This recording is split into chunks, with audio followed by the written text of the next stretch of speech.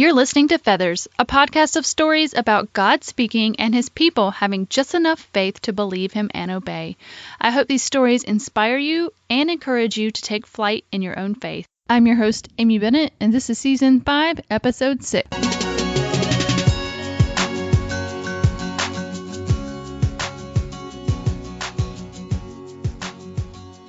Well, hey friends, and welcome to Feathers this week. Today I have Jenny Simmons. You might know Jenny from when she was the lead singer of the band Addison Road. She's also a mom and a blogger. She recently released a book which is based off of Jesus' question, "Do you want to be made well?" She talks about the struggles she's had physically and emotionally in her life and how God has used everything from medicine to everyday moments to heal her and make her well. And through her story, we can be aware of ways that God is healing us, maybe in ways that we don't even recognize yet. So let's go ahead and jump into my conversation with Jenny. Hey, Jenny, and welcome to Feathers today. Hey, thanks for having me. I'm so glad that you're here. How about we start off and you can introduce yourself and your family and your new little one in your family. Oh, yeah. Okay. So, my name's Jenny Simmons, and I'm from Texas, but I live in Nashville, Tennessee. But I'm still a proud Texan. I'm that girl. So, and I've been married to my husband for we're going on 15 years. His name is Ryan, and we have two little girls. Annie is in second grade, and then we just had our second daughter 10 days ago. Her name is Lucy.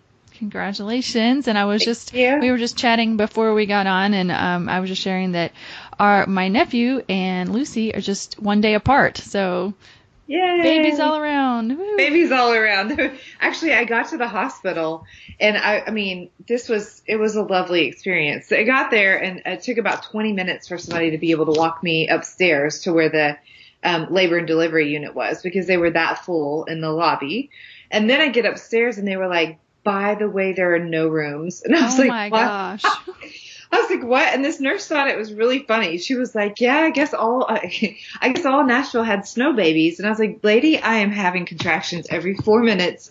Oh my gosh. So this wasn't a planned thing. Like you were like literally in labor and trying to get in a room. Yes. And she was like, there's nothing open. So I was like, oh my gosh, it's been fun. Oh my gosh. So how long did you have to wait for a room?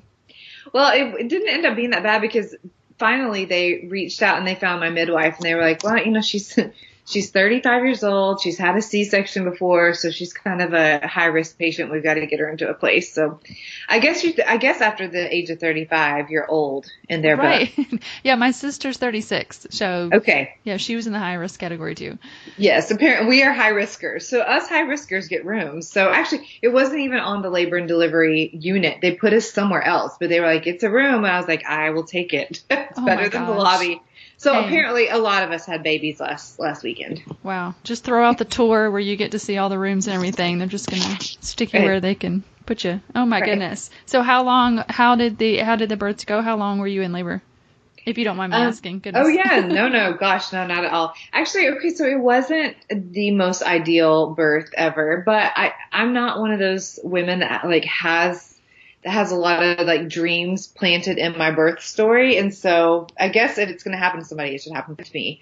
But I got there, and they, my water had broken like in the afternoon. And, by the time I got to the hospital, it was like 1 a.m. And they were like, actually, your water didn't break. And I was like, well, actually, it did. I promise you. You can't miss that. Yeah. My water broke. Like you can't mistake that. I don't think. Yeah. So it was really kind of, it was just this very frustrating experience, because I was like, what do you mean I am telling you, I just didn't know I needed to bring evidence, but it for sure broke. And so anyways, that went on for a while. They didn't even know if they were going to admit me, because they were like, we can't prove that it broke. And I was like, oh my gosh, I cannot believe this is happening.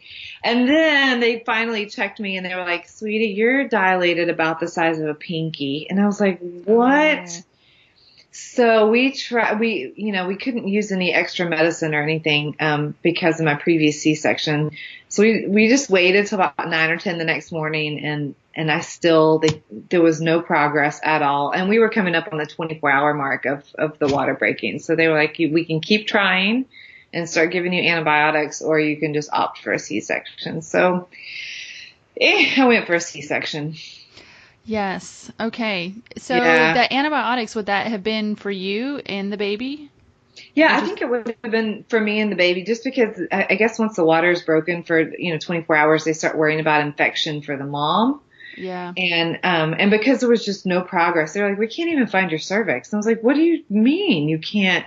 It's not good to hear. No, not at all. And so, and I was using a midwife, through the hospital, and she said, if you really, really, really want this to be a VBAC, like there's measures we can take, but she said, I think it's going to be 24 hours at least. And there's just no promise it's going to work because of your previous history. So, she left and let us think about it for a few minutes, but then I was so exhausted. I was like, let's just get this over with. Yes. So there it was. So the recovery is a little bit more slow than I would like. But it is what it is. I have a healthy little baby girl, so I guess that's all that matters. That's all that's important. That's so good. And I just love that little name, Lucy May. Yeah. So Southern. It is. So cute. Okay, well, I'm going to get you on your way so you can get back to your little baby. But I do want to spend some time tonight talking about your new book, Made Well. And first, we didn't do as part of your introduction, but some people might know you from the music world. So tell us a little bit about that, too. Yeah, totally. So my husband and I started a band in college called Addison Road. And we did that for about 11 years together. So traveled all over the country. And so, some people might not know that I write, but they know songs like Hope Now or What Do I Know of Holy or This Little Light of Mine. And we did that for 11 years and absolutely loved it, and wrapped that up about 5 years ago. And so since then I do a lot of like women's conferences. I speak and lead worship and sing, and then have written these books. Right. So let's get into Made Well. I just have to say, first off, that I read a lot of books because of this podcast, and this book is one of my favorites of this year. Wow. And it's so good. I don't know. I was trying to come up with the words to figure out how to describe why I loved it so much, but I sort of I don't know. You're such a wonderful storyteller. It just moved so well, and it's very kind of vulnerable kind of book where you put yourself out there, but it's in a good way to where you can identify with it in your own struggles. Good. Perfect. Yes. So it's called Made Well, and it talks about finding wholeness in the everyday sacred moments.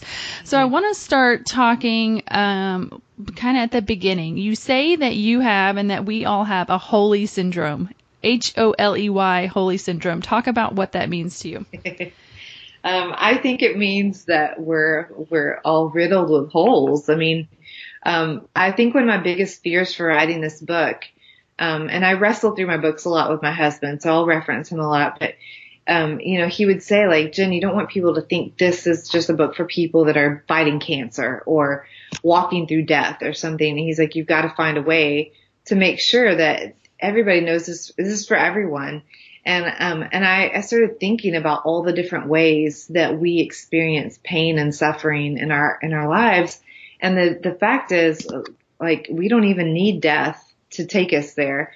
We have plenty of holes on our own. And so for me, the chapter is holy, holy, holy, but it's HOLEY. And I look at myself and I can see the holes, that from things in childhood or things in relationships or finances, those little moments in life that leave their marks on you, that if you leave them alone, you let them just like fester and go untouched and unhealed, they can really grow into something big that starts to take over and consume. And so those are those things inside each one of us that they're not whole yet. They're not well. They're holy in the sense of like, they're those things inside of us that are broken. Mm-hmm. And so one of the things that you talk about, and I love the name of this chapter, Half-Baked Miracles, is that so many times we have an incorrect view of what healing looks like. You say that it looks one-dimensional, and we're always looking for it really a form of in the physical realm. So talk about that and what healing means to you, and what that incorrect kind of view of healing looks like. Yeah. I think since we were like I grew up in the church since I was a little bitty girl, and I think we have this like sort of distorted view that what healing is that we confuse it with a cure. And so it's not, it's healing is when it's all made better and all fixed. And the thing that for me that, began to sort of eat away at that is that I spent, a decade on the road singing these songs over people. And then I would get to the table at the end of the night to sign autographs, and I would listen to people and their stories. And so many times, I mean, yes, I absolutely saw plenty of miracles and plenty of people that were being healed and made well. But there were so many times that I just held somebody as they cried and said, I prayed that God would heal this person or cure this thing. And it didn't happen the way we thought it was going to happen. And so to hear the stories of people who they lose their kids, their son overdoses, they lose their marriages, their finances, and they're walking these roads they never thought they'd have to walk. For me, I began to think, what does it look like then for those people to experience healing, even after the miracle they prayed for didn't happen? And I remember thinking too, it's so crazy because I remember specifically thinking multiple times, gosh, I wonder what that's like to really pray and beg the Lord for something and not see it come to pass. And for me, this book is, it begins with my own story, our own family story of when we actually had to walk through that. And then I realized, oh, this is what it's like to pray for God to heal something and to not see it happen the way we thought it was going to. And this is what healing looks like on the other side. Right. So share a little bit about that, because a lot of your, stories among the book is wrapped around this tragic event in your family. So talk a little bit about what you guys experienced. Yeah. So my little sister had just a lot of problems with her pregnancies and had miscarriage several times. And then they had a healthy baby girl and decided that was it. They were going to adopt. And so they began the adoption process and were waiting to be placed with a child when they found out they were pregnant. And then a few weeks later, we found out it was with twins, and they were baby girls. And Sarah had a really strange complication that we'd never heard of before. Her water broke at 17 weeks, which should have ended their lives in the pregnancy, but it didn't. And so she stayed pregnant. The girls kept growing, and they lived to 23 weeks. And then Sarah woke up really sick one day, and the doctors, we rushed her to the hospital, and they basically said, it's somebody is not going to make it through today, and we're just trying to keep your sister alive. And the girls each lived for a few minutes and passed away in my sister's arms. Mm. Yeah. I'm so sorry. Yeah, me too. It was one of those moments I remember just being in the hospital, just thinking, God, how do you walk out of something like this? How do I even get up and go back into normal life after you watch these two little girls pass away? It was such a changing moment for me, because it was the moment that I realized, that we are begging God for this cure, for this like grand miracle, and it didn't happen. And yet in the same breath, and I don't say this clichely or as like a super spiritual superhero, but all I can say is that God met us in that hospital room, and he has carried us in so many miraculous, beautiful ways, big and small, inconsequential and completely mind-blowing, over the past 2 years, that it's opened my eyes to realize that even if the cure doesn't happen, healing happens all the time, because our God is at work healing us, whether the brokenness of the world is fixed or not. Yes. And so this book, I would say that kind of sets up, you've experienced this tragic event. You have other emotional, physical, holes, if you will, in your life, and that we all do. I mean, really, we don't get by in this life without some sort of hole. Right. And hurt and pain. But then you spend the rest of the book really digging into what does that look like to find healing in the everyday moments when, it doesn't turn out the way you really wanted to. And I have to go down a little tangent here. One of your chapters is called Slow Dancing, and it's really about that healing can happen in any place. And we can talk about that. But you talk about Radnor Lake. So so are you friends with Annie Downs by any chance?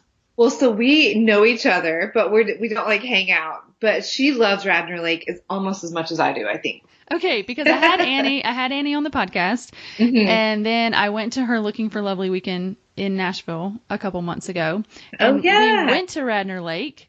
So I just was there a couple months ago. And so I couldn't believe it when I read it in the book. I was like, oh my goodness, I know what she's talking about. That's so fun. And you know what? Actually, there's so many people that walk it that are artists and stuff. I brush into people all the time, but my favorite is when I accidentally run into Lisa Harper. Because Lisa if you've spent any time with her or listened to her online, she's loud. She's just laughing and praying and talking out loud to the Lord. You can hear her like on a different trail. You'll be like, there's Lisa praying her way through the woods. Oh my goodness. That's funny. Well, it's beautiful there. I can vouch for that. It's just very green. That's what I remember of it. Well, of course, I wasn't there in the summer, but yeah. It's beautiful. Yes. So there must be something special at Radnor Lake in Nashville, people. This is the second time we've talked about it. So let's go back to the chapter that you talk about this. It's really called Slow Dancing, and you talk about Radnor Lake. So, you ask the question, where do you go to be made well, to breathe deeply, listen for God's voice, and know his peace? So what does this have to do, with being made well? I think so. For me, for the longest time, I would get really jealous. Like, I would look at people's Facebook feeds and be like, well, of course you can be made well because you get to take 3-week vacations to your private beach house down in wherever. Right? Yeah. I'm like, God, if I could go do that, I would be well too. I'd be healthy and, all this stuff. And so I had this idea in my head that like I had to go somewhere exotic or beautiful or even I'd read books, by other authors, like they're making these trips to monasteries and it's all these things they're finding, about their life and stuff in a monastery. And I'm like, you know what, but what happens if you have jobs and kids and a husband? And like, I can't just drop everything and go to a monastery. And the Lord really began to work in my heart and tell me, like, do you not know that I can make you well no matter where you are? And because you have these great lofty ideas about what it looks like all these ramifications, like you have to have these prerequisites in order to experience healing, you don't actually experience healing because you never have a chance to get all those things in order. And so it began this journey, this like conversation between me and God of like, there are other places that you can go to be made well. And it's more often than not in your backyard and in your living room and at your kitchen table and on the car ride and as you're sitting in the line at Starbucks.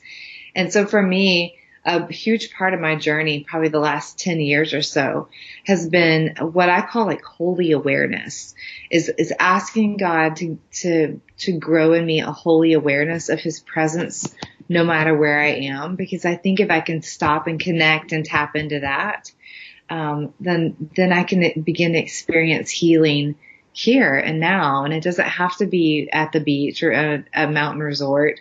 It can be every single day in these like very mundane, simple moments. Mm-hmm. Yeah, I can vouch for that. And it's so interesting reading this book. I think I connected a lot with this book because I feel like, especially the last 2 years in my personal life, I've been kind of on a healing journey. And I mean, I can just say that some of the most important work and the most healing that God did with me is laying across my daughter's bed in her bedroom. Mm-hmm. Yes. It was not exotic. It was just me, leaving the living room where everybody was and knowing that God had something to say to me and just throwing myself on her bed and talking to him. Mm, absolutely. Yeah. I talk about in the book how, my birthday last year, I don't know what it was about it. I was turning 35 and, we had no plans really. We came home that night. It was like a weeknight. And so my husband made chicken spaghetti because it's my favorite, and Annie decorated this cake but when it was all done, she told me she had a gift for me, and we sat in the living room and she just danced. She ran back to her room, put on her ballet outfit, came back out, and she just asked Dad to turn on classical music, and she just danced. And I just sat there, and for some reason in that moment, like it was this overwhelming sense of peace and gratitude that came over me. And I felt like God was just like, look what you have. Like, and it was something about that moment, just the simplicity of my family. And I don't know, I don't even have the right words for it, except to say that like in that moment, something was being made well in me. Something was healing and being shored up. And it was just happening in my living room. That's beautiful. Yeah. That was a great birthday present. Yeah, it really was. Inner healing for birthday. Inner healing. Yeah. For the win. Right.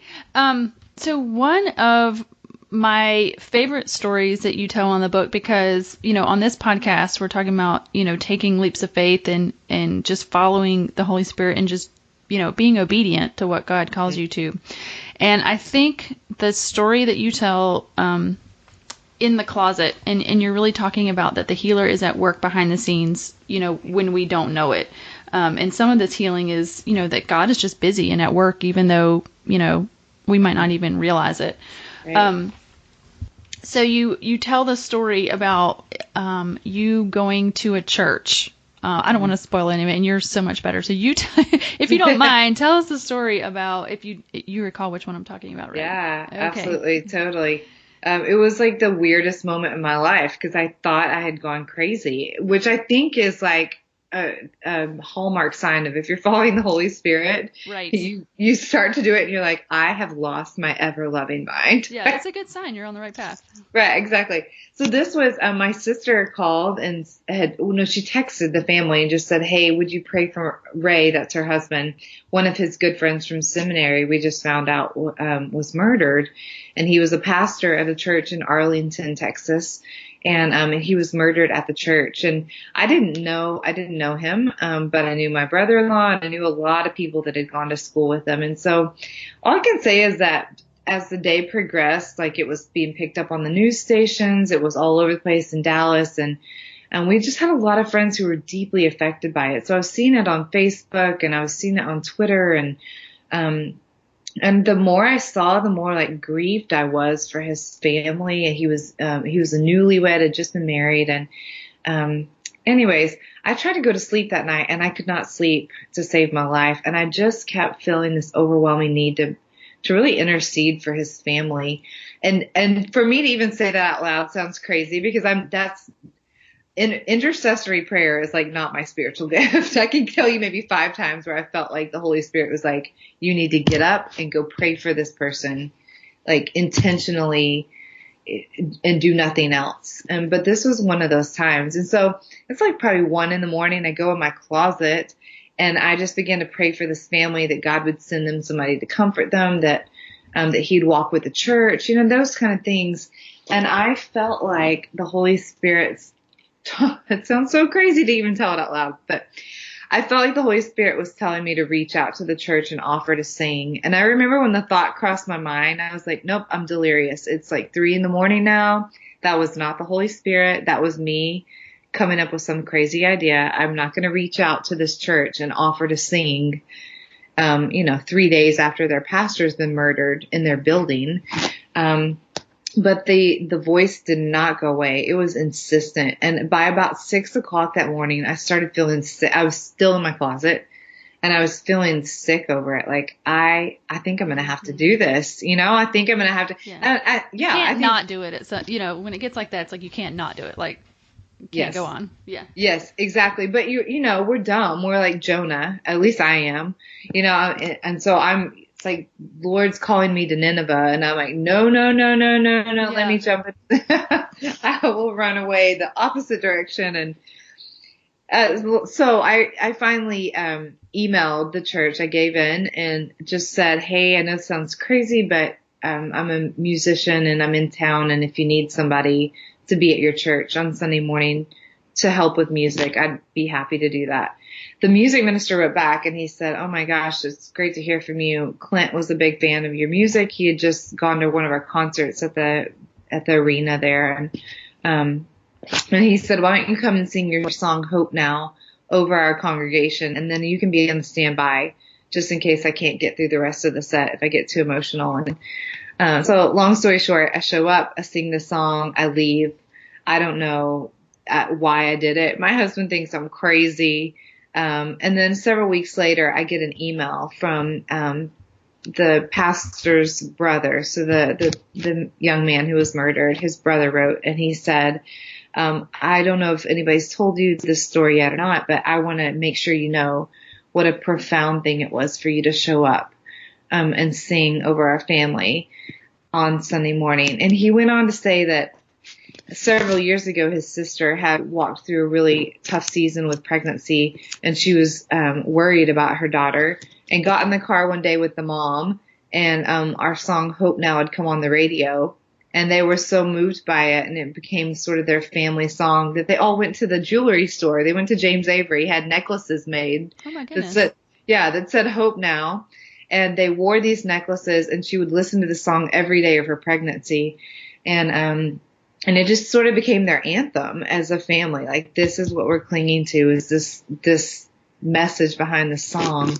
And so she said, his sister said, when I found out Clint was murdered, I just put my headphones on, I turned on my song, which is Hope Now, and I just ran and ran and ran.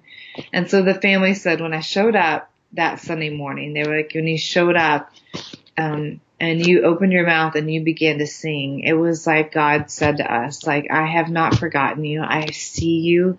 I know you. I know the grief you're walking through, and I've sent her to you, to sing these words over you, because this is your song. This is for your family. And I want you to know that you're seen and that you're known.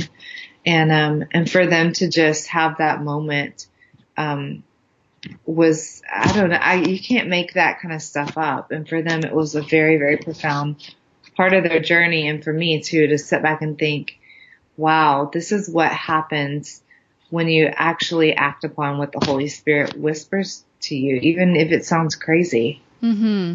Yes, that is such my heartbeat. That just gives me chills. I mean, I already knew what was going to happen, and it still gives me chills. I love at the end of this chapter, you said the healer is ever at work, even in the most painful moments when we see no glimpses of God's presence in the evil, commiserating to still kill and destroy around us. Even then, he is behind the scenes rescuing and redeeming. And I think, number one, it's a message that, do the things that the Holy Spirit is calling you to do. But two, in these painful times, even when things don't go the way we want them to go, that we do have a healer at work. Right. Absolutely. I think that sometimes it's maybe easy to forget because, like I said earlier, we have these great grand ideas that, well, God should have stopped that murder from happening, or the baby should have lived. Like, we have these ideas like, God, this is how we want you to fix it. This is what we want the miracle to look like. And when it doesn't look like that, we can sort of forget that, just because that didn't happen doesn't mean that God's just like twiddling his thumbs doing nothing. It means that he's healing in ways that we can't even imagine, that we can't even dream up yet, that we don't even comprehend, that he's still at work. It just might look a little bit different than what we thought. Yeah, I mean, I'm just thinking about, like, I don't know. For me, it's like if the murder would have never happened, and I'm not saying that this is a good enough reason for it not to happen or whatever, but like, you wouldn't have even known that he would have protected him from that, right? I mean, most likely. But in this, it's like you look at that and it's like, there's no way that you can say that was not God. Mm-hmm. It's like, if you think about it, it's like he, in a lot of ways, got a lot of glory from it happening and then being able to walk through that. Yeah, absolutely. Absolutely. Goodness. So, I have like 8 more things, but goodness, we're running out of time. So let's see here. I think it's important. I want to talk about, your chapter on receiving gifts and what receiving gifts has to do with being made well. That chapter was hard for me because it's not always easy for me to receive gifts. Okay, so if we're going to be made well, I think that is not a solo process. It's not a game that I can do by myself, and it's not a journey that I can make by myself. And so if that's the case, if healing requires community and people and somebody other than just me relying on me and God, then I think I have to be the kind of person that can welcome people's gifts into my life. And so, So I think it has everything to do with healing, because healing is just, it's not something that we do by ourselves. And so, for me, that chapter was like this reminder that, a lot of my healing is going to happen when I set my pride down and I let people step into the mess of my life. Even right now, even as a new mom, like, it's so crazy. When Annie was born, we got pretty much right back on the road, and we're touring really quickly after she was born. But this time we're kind of here hanging out, and people have been bringing us food every night, which is amazing. But it's hard. Like, I see them walking up to my door, and I'm like, oh, there's something in me that feels like they shouldn't be taking care of me. Yeah. They shouldn't be taking care of my family and gifting us with like these extravagant meals and gifts and things like that. And yet it's like what the Lord's called us to do is rest in community and let each other carry each other's burdens. And so part of even just my physical healing right now is being able to lay on the couch and let a girlfriend bring a casserole over and take care of me in that way. And I think we have to become men and women who allow each other to take care of one another, because there's healing to be found when we invite somebody else into the story. And I think so often we don't invite people into the story till it looks better on the other side. But then we miss out on, well, some really good casseroles. But we miss out on what it looks like to have just another friend's touch or voice or wisdom in the midst of our suffering. Mm-hmm.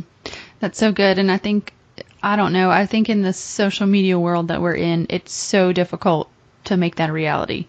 And I know, and not just social media world, I know because I have 3 kids and you have little ones. I mean, it's just hard to even find the time to be with people, to be vulnerable enough to let them in.